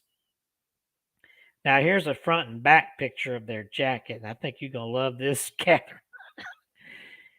Let me get it up here. There we go. Can you see it in the middle of the screen? The front and back? Yes, I've seen those before. Those are cool. Yes. Those are very, very cool. Cool but creepy. Yes. And then check out this hat. Looks like it's got, looks like a face on top. That looks like a hat that Leatherface would wear. That would be a great Halloween costume. And then I got to show these boots. I forgot to upload them, but it won't take me but a second right here because I've already got them on my computer here. So you I get just think it the would be coat, cool to the have a hat. journal. And now here are the boots. I'm about to bring it up here. There's the boots. Look at that. Oh, those are cute. Those are cute. I'm being all weird tonight, Kevin. Oh, talk about Victoria's Secrets. Or maybe Ed Gein not so secrets. Let's see what these, I'm seeing comments up here. Oh, it's Omar. Hey, Omar. Hey, Omar. I'm late, We but got I'm here. Playful Rain. Yes, Playful Rain was on. I hope she's still on. We're talking about some weird stuff, Omar. Yes. And Dr. Kelsey was here, but he's off in the background because he's a little loopy. He had some dental procedures done, so we're kind of handling the show here while he loops off when in he's his drugs. not loopy? Well, yeah, I mean, he's always like he's on medication. Or he needs to be. No. We can aggravate him because he had here to defend himself. As I heard one person say about him, that man is kind of way out there. I heard that one time when I about him. Yeah, when I first met him, after I first met him, that Bigfoot convention here at the castle. He's way out there, but and that was said kind of lovingly. It wasn't. It wasn't a mean. I don't remember who said thing. that. Gotta watch out for him. He's way out there. I remember them saying that. I don't remember which of those. There was a lot of dudes there at the. He's a mess. But these clothings are way out there. That hat called me sick in the head, but I'm tempted just to freak people out to buy that hat and put it on display. How much is it? Oh gosh, let me see. Did they have? I don't think I saw prices. Watch it be sky high. Let me see. Is there a link to their store? I'm gonna say 1,700. Oh man, forget that. That's just my guess. They got everything from wallets to mini iPad cases, and there's even a lampshade made to look like Ed Gein.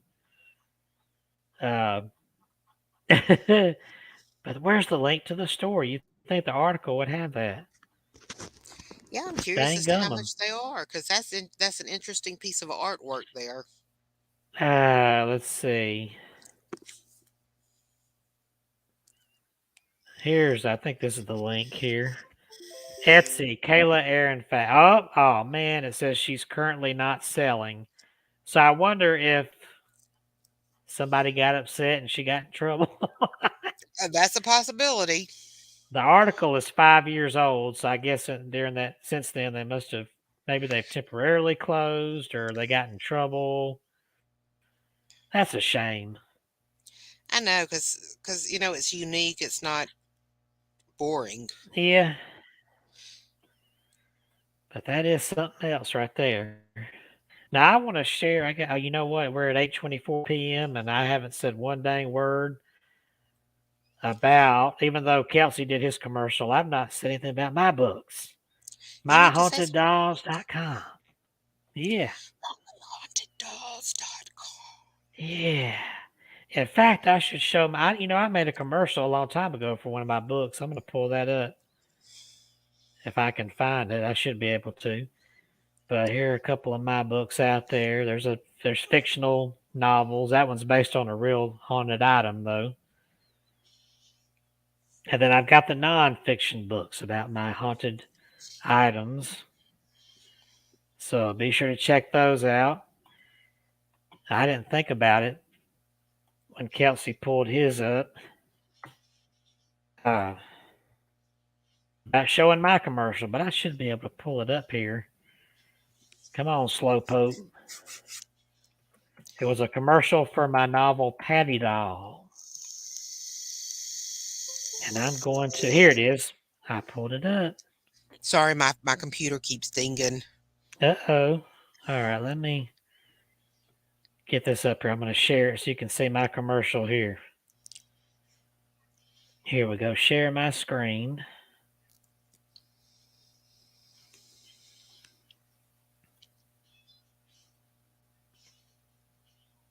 All righty. I hope it's sharing. Okay. Here we go. You see it up there? Yeah, I can see it. Okay, here we go.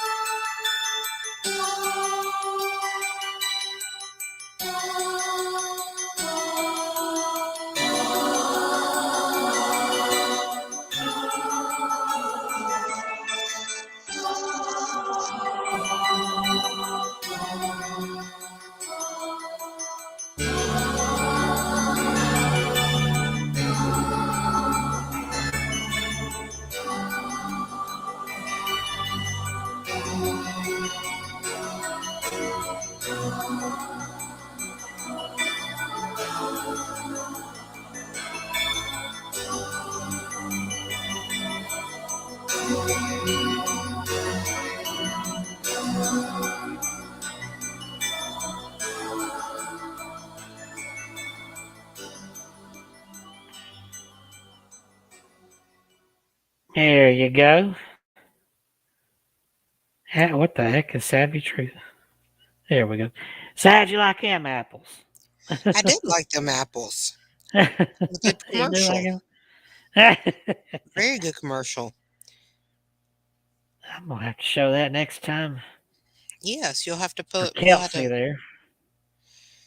because he'll want to see it. I wonder, is he watching us in the background?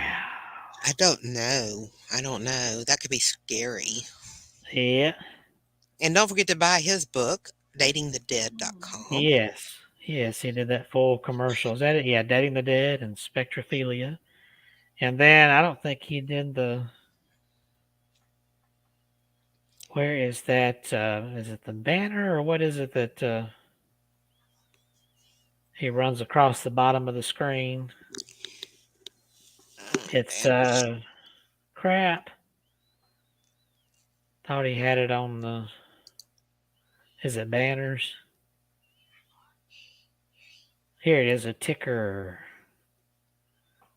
Here we go. There it is, the Wish Doctor's Wishing Machine now on sale. So now we got that out there. But that's his book, Dating the Dead and Spectrophilia, which he showed the commercial for at the beginning of the show. I think I'm gonna get one of his vampire machines. I need to send some bad vibes to some peoples. Oh, well, don't be evil. You know I am. I'm very evil. Very We evil. have Kelsey found this thing here, this skin made map of the United States. But I don't know what the story is, or if that's a belly button, if that's what that hole is. Could be. Or a bullet wound. But yeah, it couldn't be. Oh gosh. But one thing I do know is we found some interesting stories about books that are bound in human flesh. There are lots of books bound in human flesh. Yes. And I found an interesting video about that. This goes way back. And there's a lady who, and I'm going to share this one. This is about a 6 or 7 minute. That's a 6-minute video. But there's a lady who specializes in looking this stuff up.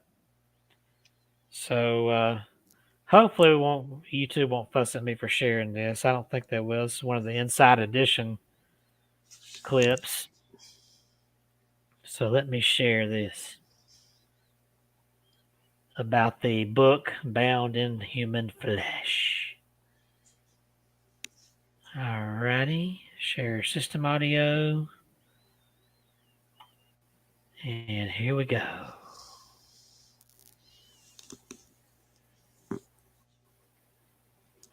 Alrighty, here we go.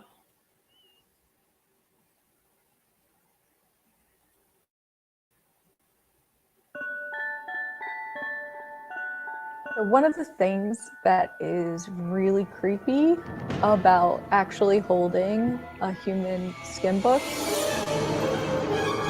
is that they look like any other antique book on the shelf. It's almost like this creepy secret that the book has. It can be any color, any kind of texture, any kind of book covering you can think of. This librarian has an interesting hobby. My name is Megan Rosenblum. I'm a librarian at UCLA Library, and I wrote the book Dark Archives, a librarian's investigation into the science and history of books bound in human skin. We created something called the Anthropodermic Book Project to see how many books we could find in public libraries and museums around the world and test them to find out for the first time in history whether they were real human skin or if they were just other animals. Thus far, the Anthropodermic Book Project has been able to identify about 50 alleged human skin books in public libraries and museums. When people hear there are books found in human skin and they were real, it's very understandable from our modern perspective that you think, who are the worst monsters in history, serial killers or Nazis? But we do not have any alleged books from that era so far to test. Rosenblum says most of the books bound in human skin came from doctors in the 19th century. The College of Physicians of Philadelphia has the largest collection of confirmed human skin books in the world right now. They have 5. 4 of them were made by one doctor named John Stockton Huff.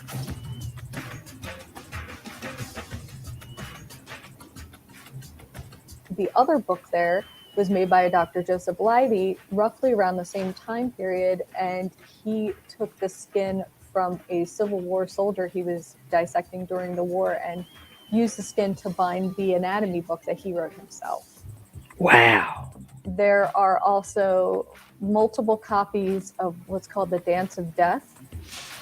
So they were 19th century copies of a book that actually started in the Middle Ages. And it's sort of this moralizing tale around death that shows that death comes for us all. There are a lot of medical books. Maybe a doctor, bibliophile, book lover, bound his favorite book in skin. The ghoulish phenomenon says a lot about medicine in the 1800s. doctors started seeing their patients a little bit differently. So if you see a whole lot of patients and you're exploring them on these new sort of points of view, you can kind of lose sight of who they are as a person and start seeing things as diseases to be cured, problems to be solved. And if you lose sight of someone's humanity like that, it can lead to what we call depersonalization. And that way of looking that's special to doctors of this time is called the clinical gaze. And all of these things together led to a situation where real human skin books were made in the US and in Europe, where people were doctors and book collectors, and they were doing dissections, and they didn't see anything wrong with just taking a piece of skin from the dissection and using it to bind their favorite book. Something that's really hard for us to imagine today, but that's part of what makes this dark history so fascinating. So how does Rosenblum's team determine what a book's made of? Everyone thinks that you can use DNA on everything. There are certain things it doesn't quite work for, and testing these leather books is one. One of the reasons why is because DNA degrades really quickly after death. These books are mostly about 200 years old. But even worse than that is that the process of taking skin and making it into leather is a very chemically destructive process, and it pretty much destroys all the DNA. The scientific process we use to determine whether something is made out of human leather or another animal's leather is called peptide mass fingerprinting. So we take a teeny tiny little piece of the leather, and we put it in a tiny little test tube, and we put this enzyme in it, and we run it through a machine called a mass spectrometer. All it tests is what it's made of, not maybe what's on it. And it shoots out this graph. Each animal has a different graph. So if you look at a certain graph, you can tell that's a sheep. Or you can look at a graph and say, oh, that's from the great ape family, which is how we would know it's human. If you have a book that you think might be people, Rosenblum wants to hear from you. Anyone who has a book that has a note inside that says it's bound in human skin, or you work at the library that long had this book that everyone talked about, people could always contact the Anthropodermic Book Project. You could go to anthropodermicbooks.org and send a message and give us a bunch of details, and then we can send along information for what it would take to get tested if people want to go that route. This is Inside Edition Digital. Wow. Yes, Wow. Very interesting. Wow. I bet you'd want one of those books, wouldn't you, Catherine? I would love one of those books. How do you go about? I mean, I never thought about going out. Of course, there might be some fakers out there, but I never thought about going out there and doing maybe an eBay search to see is there any human skin book out there. You know a good place to find them? Where's that? Thrift stores. Thrift stores. Ooh. Yes. Probably even flea markets. Yes, flea markets, thrift stores, anything that sells old stuff. Antique stores. I haven't seen any from here down to Sylacauga. The stores I've been in, I've seen all, people's old hardbound Book of the Month Club type books. I haven't seen anything really old yet. But next time I do, I'm going to be looking at it a little more carefully. That is interesting. And that doctor talked about back during the war that it used skin off some of the dead bodies to bind his own medical book he had written. Wow. That is amazing stuff. I don't know. I want a journal that's got human skin as the outer, as the binding and all that good stuff. Yeah. I think it would be really cool. Who knows? I may wind up with one. Who knows? I already might have one. But that is. You never know with me. I mean, that's interesting. Like that book right there, you think it was just some kind of old leather, but that's ugh, that's human skin. Yep. Yep. Uh, Yep. I think there's a Bible somewhere that they used human skin to make oh, the cover. I think I've heard that too. I don't know. And Imagine if it was haunted. oh, Like yikes! like if you had a journal and you wrote in it and like things came true because of the haunting of the book. Yeah, there's an actual movie out there, The Devil's Diary. I Hmm. saw it out there on Amazon, I think Amazon Prime, where it's like that these girls find a book and they find out if they write something in the book, it'll happen. Like, I wish she would break her leg. Well, the person she's writing about suddenly breaks their leg. Things like that. It was freaky. Maybe Yeah, maybe I could start writing in my journal some of the dark stories in my head, and somebody yeah. will find it years later and put it together in a book. Ooh. Because you know I got some dark shit up there. Yeah. Uh, Well, I would like to share. We've got about 20 minutes left. I want to share another one that's we started out with that dead Darius legend, I love that and story. That was so cute. and now we got one that's kind of not so cute. Fat, I forgot to upload these. This is kind of creepy here. All right, let me get these up here. But this is a story you probably remember. Where did this happen at? I think it might have been in Europe somewhere. No, it was in Russia that this guy was found guilty of doing a very bizarre crime with human flesh here. As y'all know, I've got a massive collection of dolls, but what if somebody had dolls made out of human flesh? That's Oh, I what this remember a story Criminal is. Minds story about that. This is a story of a Russian named Anatoly Moskvin. Here's his picture, and here's one of his alleged dolls next to him, a sort of a life-size doll, and it's life-size for a reason. We said, this is a quote from one of the investigators. We saw these dolls, but we did not suspect there were dead bodies inside. We thought it was his hobby to make such big dolls and did not see anything wrong with it.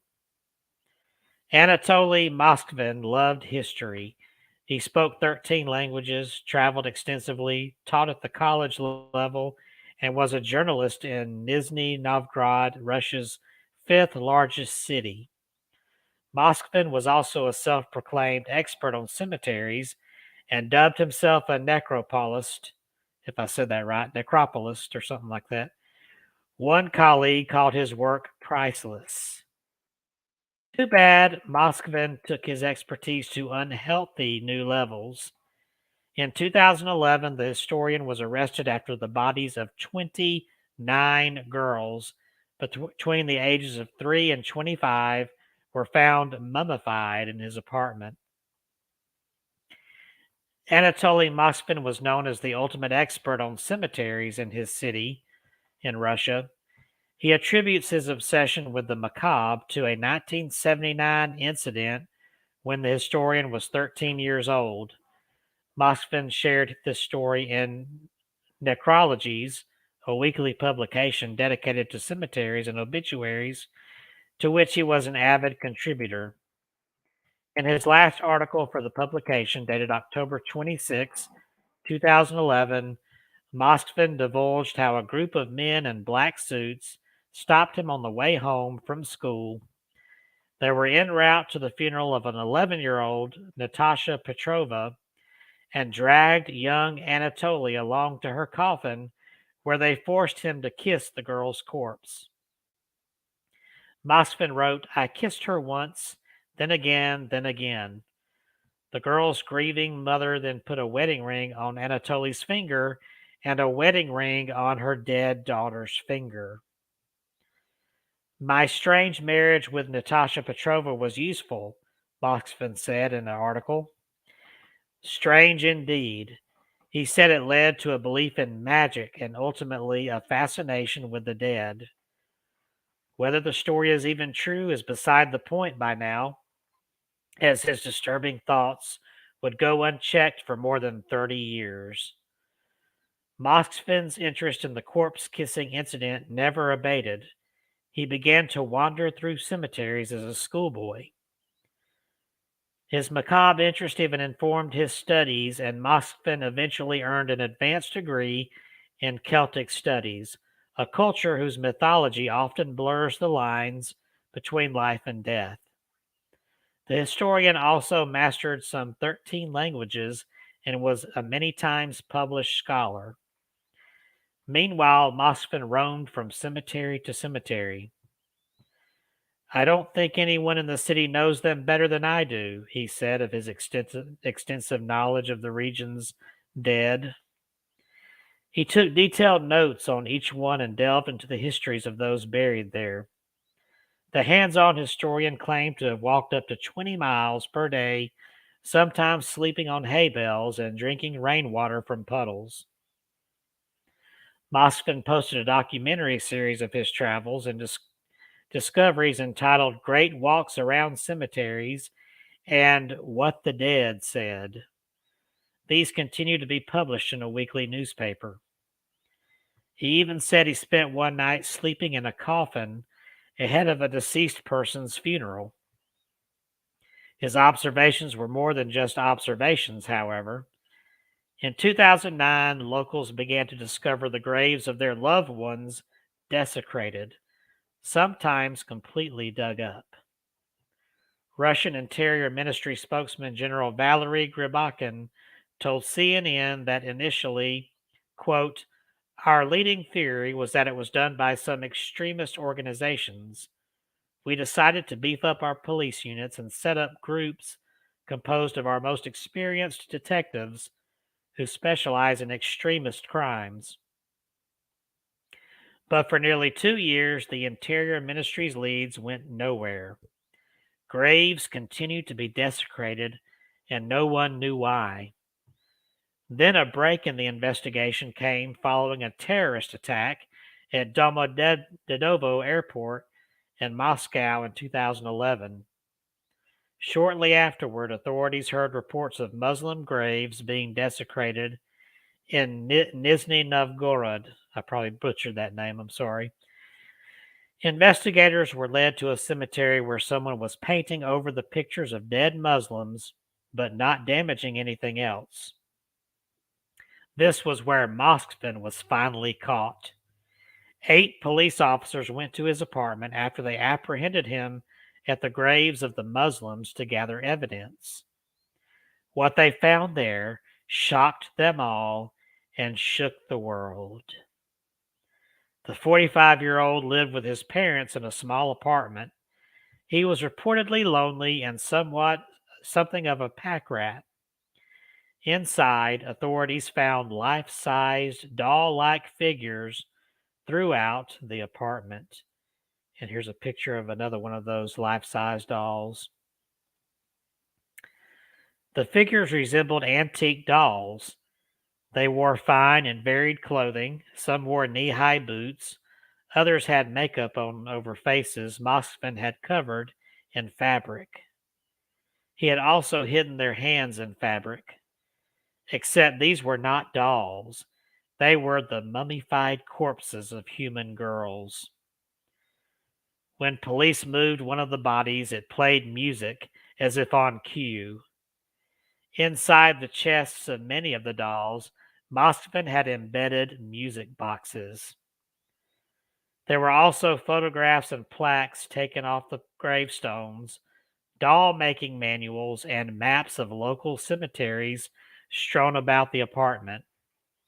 Police discovered that the clothes worn by the mummified corpses were the clothes in which they were buried. Investigators later found music boxes or toys inside the bodies of the dead girls so that they could produce sounds when Moskvin touched them. There were also personal belongings and clothing inside some of the mummies. One mummy had a piece of her own gravestone with her name scrawled on it inside her body. Another one contained a hospital tag with the date and the cause of the girl's death. A dried human heart was found inside a third body. Moskvin admitted that he would stuff the decayed corpses with rags. Then he would wrap nylon tights around their faces or fashion doll faces onto them. He would also insert buttons or toy eyes into the girls' eye sockets so that they could watch cartoons with him. The historian said he mostly loved his girls, though there were a few dolls in his garage which he claimed to have grown to dislike. He said he dug up graves of girls because he was lonely. He said he was single and his biggest dream was to have children. Russian adoption agencies would not let Moskvin adopt a child because he did not make enough money. Perhaps that was for the best, judging by the condition of his pack rat apartment and psychotic obsessions with dead people. Moskvin added that he had done what he did because he was waiting for science to find a way to bring the dead back to life. In the meantime, he used a simple solution of salt and baking soda to preserve the girls and their skin. He celebrated the birthdays of his dolls as if they were his own children. Moskvin's parents claimed to know nothing of the true origin of his dolls. Elvira, the professor's 76-year-old mom, said, "We saw these dolls, but we did not suspect there were dead bodies inside. We thought it was his hobby to make such big dolls, and we did not see anything wrong with it." Shoes in Moskvin's apartment matched footprints found near desecrated graves, and police knew without a doubt that they had their grave robber. In all, authorities discovered 29 life-size dolls in Moskvin's apartment. They ranged in age from 3 to 25, as far as age.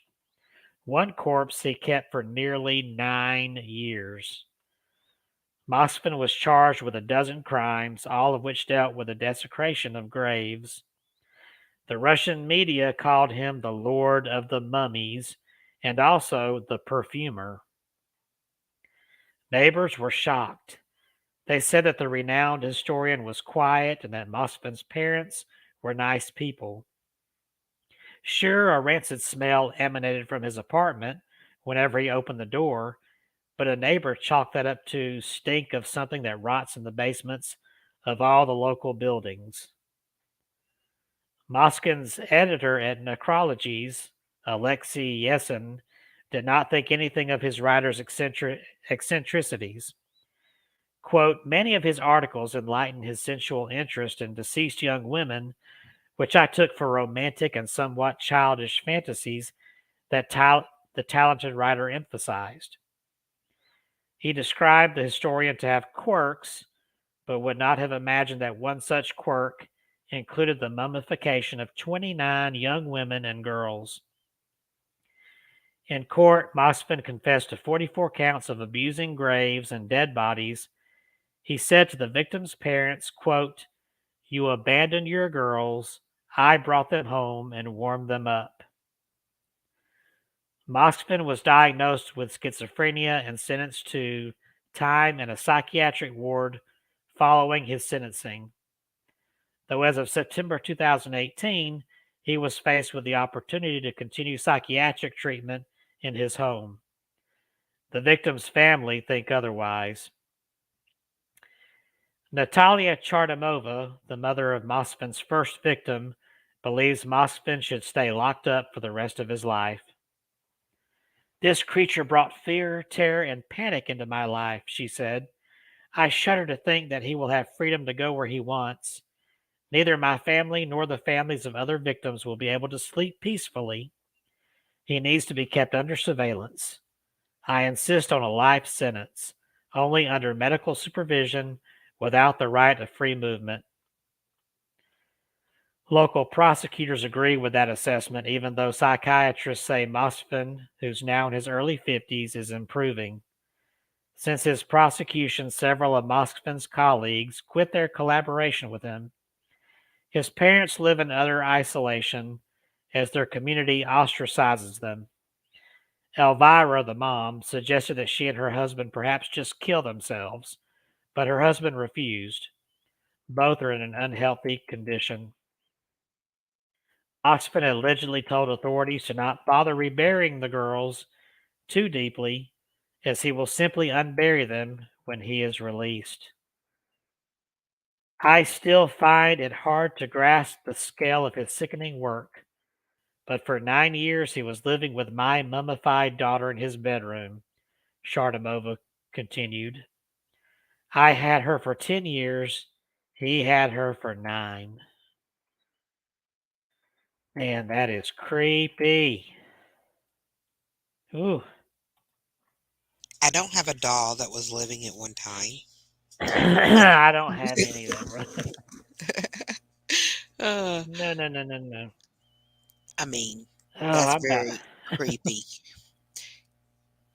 Very, very creepy. I'm about talked out now. Are you tired, Kevin? We still got 5 minutes, but I mean, I've pretty much covered what I mainly plan to cover. I don't know if Kelsey said he might pop back in and Well, have you surprise us. what if somebody brought you a doll that was made like from a real person? Would you accept it? Oh my gosh.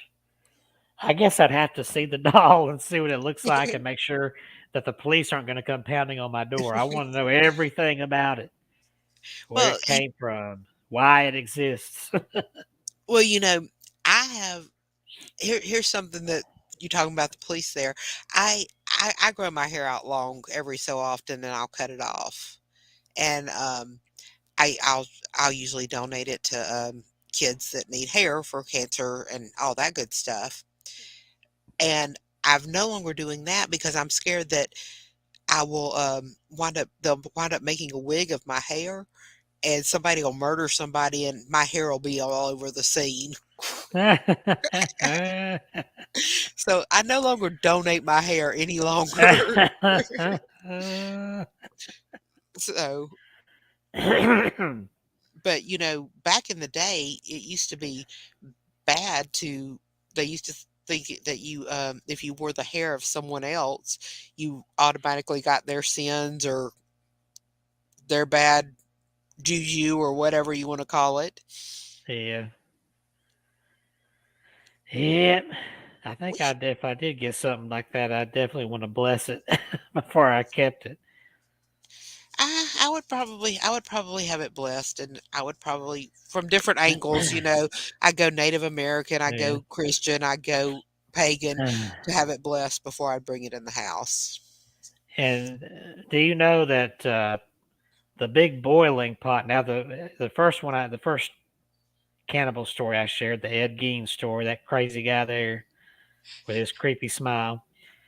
The pot, the big metal pot he used to boil the skin to make his clothes and masks and all that. Mm-hmm. And the skin for where'd that chair picture go? There it is. The skin for his furniture. Zach Bagans actually has that pot in his haunted museum. And he got that when he went to visit Plainfield. The house where Ed Gein lived, it did not take long for them to tear that sucker down because sightseers and gawkers from all over were tromping through the town, wanting to see where the butcher of Plainsfield did his evil deed. So, as far as I understand, that house was torn down a long time ago. But before it was, and before the police took everything out, one of the neighbors went over there and actually stole the big black iron pot that they claimed Ed Gein used to make, to boil his human flesh. And it might be, though, that back then they didn't really do evidence lockers. Although they did collect evidence, maybe they didn't want to take the pot because it was too big and they didn't think they needed it. They had enough evidence, but they left it. And that neighbor went and took it, and he kept it for years. And his son owned it later, and it's the son who sold it to Zach Bagans, the son of that neighbor, sold it to Zach Bagans, and he's got it on display in his haunted museum. And I want to say on one of his episodes of whichever show, probably the one about the haunted museum, he talked about he tried out a spirit box session and got some weird voices on it. Probably the spirits or the energy of the victims still there. They probably are still there. But So, we've made it to 9 o'clock. we have made it to 9 o'clock. Sorry I was not very talkative tonight. I'm trying. That's fine. But I guess we can go ahead Sayonara. and end the broadcast, everybody. I don't know what we'll talk about next week, but we'll be back here on Abnormal Alabama. I'm sure it'll be another interesting subject. Yeah. And I still have a debit box that we need to open. And as soon as I get I've got to get my camera fixed. A lot has been going on here lately, guys. But I will get it done. See. So don't forget datingthedead.com and the message below, thewitchdoctor.com. And then, of course, my website, myhauntedDolls.com. There we are.